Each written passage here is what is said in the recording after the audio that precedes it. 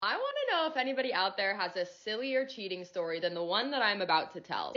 I was dating this guy in my late 20s, and he was literally perfect. He ticked all my boxes. He was handsome, successful, came from a good family.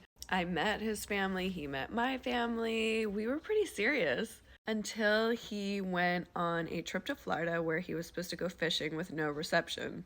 I don't think he was even away one full day when I got a phone call from one of my friends. I had a lot of random friends in the city because I was a beer girl, and I actually brought him to one of my promotions. So this friend was at one of the promotions, and she put me in touch with one of her best girlfriends. So we were chatting on the phone, and it turns out her best girlfriend was also dating this guy for much longer than I was. And I really liked this girl. She was super cool. Don't get me wrong, I was devastated, but now I can look back and be like, she was cool. So we were asking each other questions like, oh my gosh, did he take you here? What about this? Oh my God, he said that to you. Does he say I love you? Which we were saying I love you. And then the topic of Florida came up, and I was like, what's up with this fishing trip? She was like, I was wondering the same thing. Did you know his ex-girlfriend lives in Florida? And I was like, no. So we both start calling him. Obviously, he's not answering. And the only way I can get in touch with him is write him a long, detailed message on MySpace. MySpace was huge at the time. So I pour my heart out on a MySpace message and then just wait because I don't hear back from him with his lack of reception.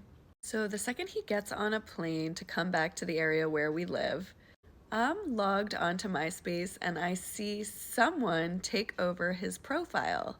It's a girl, and she changes his profile picture to a picture of her with both her middle fingers in the air. And then this girl writes a bulletin out to all of his friends. I'm not sure if you remember bulletins. It's like a message you just send to all your followers. And it was a detailed message about this guy and how he cheated on her, his girlfriend of 8 years, with me.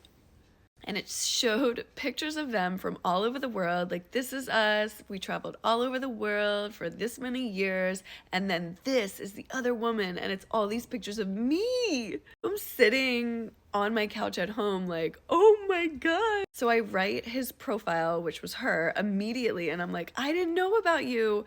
I am like so shocked. And there's another girl.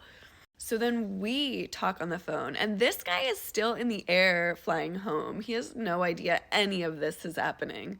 And this long-term girlfriend is obviously so skeptical. She's kind of yelling at me. She's like, do I need to get tested now? And I was like, whoa, this is crazy. And I was just like, I'm telling you the truth. Like, we were seriously dating, like saying I love you. And then I found out about this other girl, and now I'm finding out about you. And I'm just like beside myself. So anyway, the guy finally lands.